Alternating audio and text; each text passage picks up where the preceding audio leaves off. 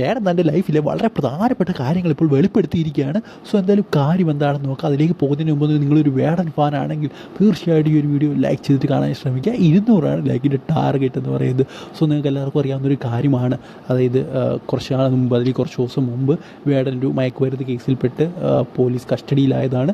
പക്ഷേ പല കാരണങ്ങളാലും അദ്ദേഹം പുറത്തേക്ക് വന്നു എന്ന് തന്നെ പറയണം. അത് കഴിഞ്ഞാൽ അതിന് സപ്പോർട്ടെന്നൊക്കെ പറയുന്നത് വേറെ ലെവലായിരുന്നു. അതിൻ്റെ പരിപാടിക്ക് ചെന്ന് കഴിഞ്ഞാൽ കാല് കുത്താൻ പോലും ഇടമുണ്ടാകില്ല. എന്തായാലും വേടൻ്റെ ഒരു ഇൻ്റർവ്യൂ ആണ് ഇപ്പോൾ ഏറ്റവും കൂടുതൽ വൈറലായി പോയിക്കൊണ്ടിരിക്കുന്നത്. അത് അദ്ദേഹം പറയുന്ന കുറച്ച് കാര്യങ്ങളുണ്ട്. അതായത് അദ്ദേഹം പഠിക്കാൻ പിറകിലേക്കായിരുന്നു. അതിനുള്ള കാരണം എന്ന് പറയുന്നത് തൻ്റെ DNA-യിൽ അതില്ലായിരുന്നു. അതായത് തൻ്റെ അച്ഛനോ അമ്മൂമ്മയോ അപ്പൂപ്പനോ ആരും അങ്ങനെ ഭയങ്കര പഠിക്കുന്ന ആളുകളൊന്നുമല്ല. പിന്നെ അതങ്ങനെ തൻ്റെ DNA വരും. പിന്നെ താൻ എങ്ങനെ പഠിക്കും, തല്ലിയാൽ പഠിക്കൂ എന്നൊക്കെയാണ് അദ്ദേഹം ചോദിക്കുന്നത്. അതുപോലെ തന്നെ ജാതി വിഭജനം തുടങ്ങുന്നത് മെയിനായിട്ടും വിദ്യാലയങ്ങളിലാണെന്നും അദ്ദേഹം എടുത്തു പറയുന്നുണ്ട്.